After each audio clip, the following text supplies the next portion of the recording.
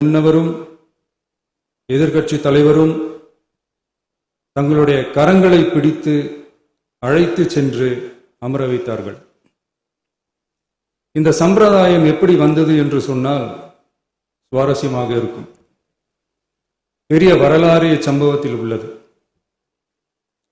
இங்கிலாந்து நாட்டில் உள்ள பாராளுமன்ற நடைமுறைகளை போன்றதே நம்முடைய பாராளுமன்ற நடைமுறைகளும். மன்னராட்சி இருந்த காலத்திலேயே அங்க பாராளுமன்றம் இயங்கியுள்ளது. அக்காலத்தில் அனைத்து அதிகாரங்களையும் பெற்ற மன்னரும் இருந்தார், பாராளுமன்றமும் இயங்கியது. அங்கே மன்னர் ஒரு பணியை செய்ய வேண்டும் என்று விரும்புவார்.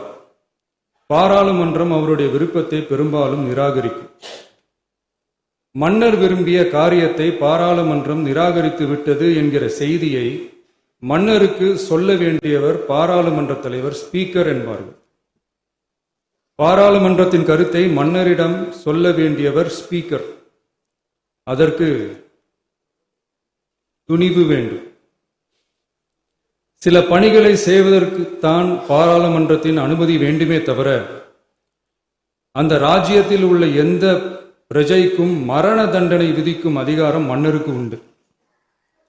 தான் விரும்பியதை பாராளுமன்றம் நிராகரித்து விட்டது என்று சொல்லும் ஸ்பீக்கருக்கு மரண தண்டனை விதிக்கும்படி ஆணையிடுவார்.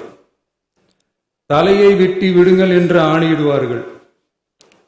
இது பலமுறை நடந்ததால் யாருமே இந்த ஸ்பீக்கர் பதவிக்கு வர விரும்ப மாட்டார்கள்.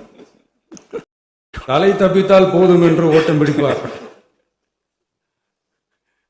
அணை முன்னவரும் எதிர்க்கட்சி தலைவரும் அவரை தடுத்து நிறுத்தி அவர் கைகளை பிடித்து இழுத்து வந்து ஆசனத்தில் அமர வைப்பார்கள். இதுதான் அந்த காலத்தில் இருந்து வந்த மரபு.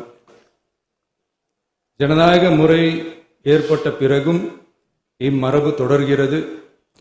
நிச்சயமாக தமிழக வெற்றி கழக உறுப்பினர்கள் அனைவருமே உங்களுக்கு உதவிகரமாகவே இருப்பார்கள் என்கிற வாக்குறுதியை